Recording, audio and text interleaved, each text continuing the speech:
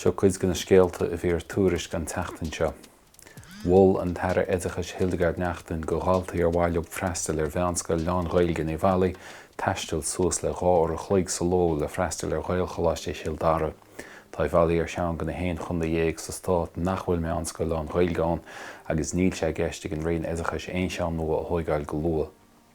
Bhí aglah spéisiúil ag Bridget Bhreanach le Micheál Ó Haigh atá tar éis béarla a chur ar feamainn bhealtaine le Martin Ó Díran.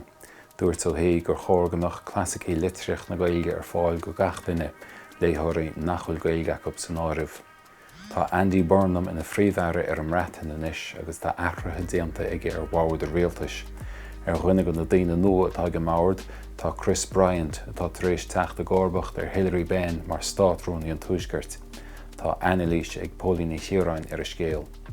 Tá intaobhas na Gaelscoileachta le 5 mhilliún punt breise éalamh ar an rion airgeadais ó thua a bhíneise gur cha an taire oideachais Paul Given 5 mhilliún a bhí ceadathe an eagraíocht ar thugraí eile oideachais nárbháin leis an oideachais Leán Ghaeilge. Fáil siomh an teagrann deireanach gon treaseo gon feiste cainte an teachtain seo. Bhí Simon Ó Ciamháin a bhí man cainte le Helen faoin na héal mar oifigeach custom ar a teorann ó thua a óige a gcorca dhaoine agus an tréimhse chaise a múna na Gaeilge go stáit ar bhí sí. Tá na scéalta sin agus tuile ar Tuairisc inis.